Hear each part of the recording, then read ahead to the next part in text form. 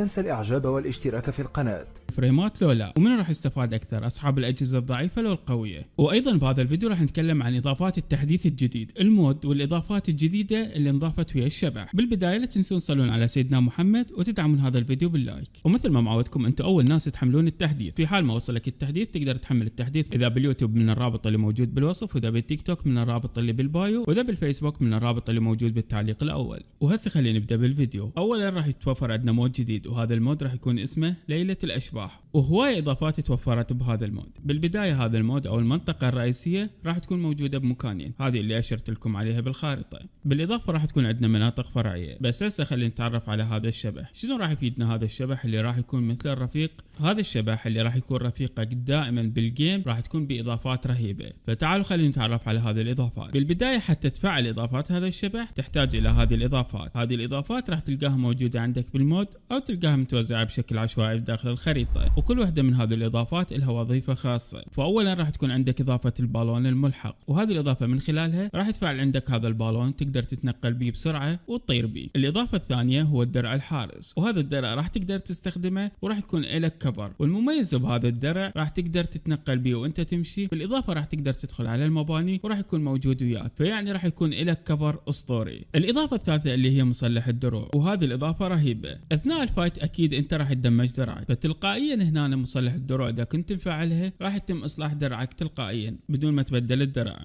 الاضافه الرابعه او الخامسه ما ادري بالضبط وين وصلنا، اللي هي كامينة المساء، وهذه الاضافه رهيبه. راح تكشف لك مكان الاعداء حتى اذا راحوا اخذوا كفر، لكن لازم تدمجهم. الاضافه السادسه اللي هي كامينة العلاج، وهذه الاضافه اسطوريه. اثناء الفايت اكيد انت راح تدمج، فراح يتم علاجك تلقائيا بدون ما تتدخل وبدون ما توقف. حتى اذا انت كنت فايت او ترمي راح يتم علاجك تلقائيا، وهذه الاضافه اسطوريه صراحه. الاضافه السابعه التعزيز، وهذه الاضافه رهيبه لان راح تزيد سرعه اللاعب مالتك، راح يصير هذا الرفيق بظهرك ويزيد سرعتك.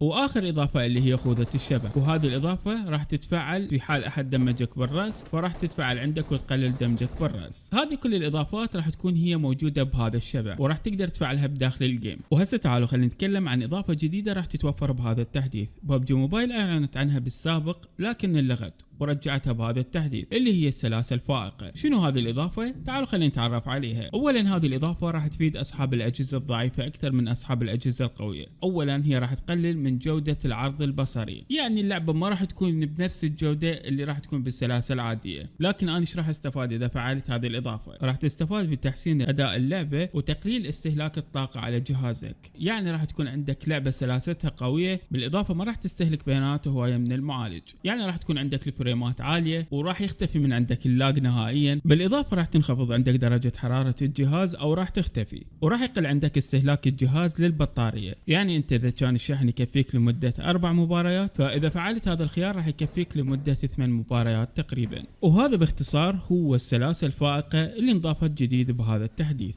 الإضافات المميزة اللي أيضا انضافت بهذا التحديث لكن هذه الإضافة راح تبقى مستمرة هو سلاح جديد اللي هو سلاح الهاون. هذا السلاح راح يكون موقعه هو بمكان المسدس. طبعا مدى السلاح رهيب، راح تقدر ترمي به المكانات بعيدة. بالإضافة سهولة التحكم بهذا السلاح، وهذه الإضافة موجودة قديما بالنسخة الصينية، وهذا السيزن توفرت بالنسخة العالمية.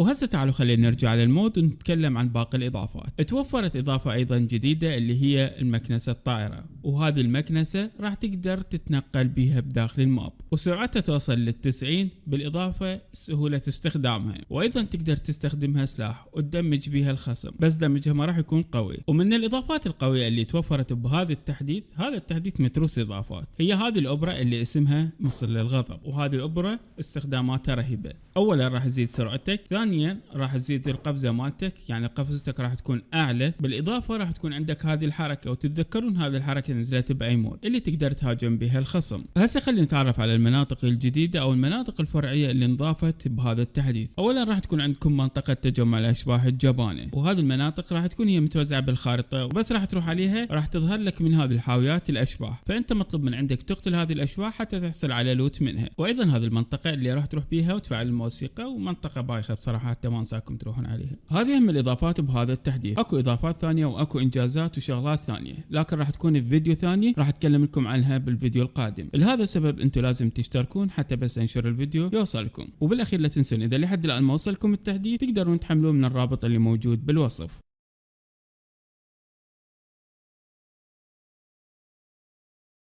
السلام عليكم، حياكم الله ورجعنا لكم فيديو جديد. معكم اخوكم عبد الرحمن المعمر من قناه حربي جيمنج.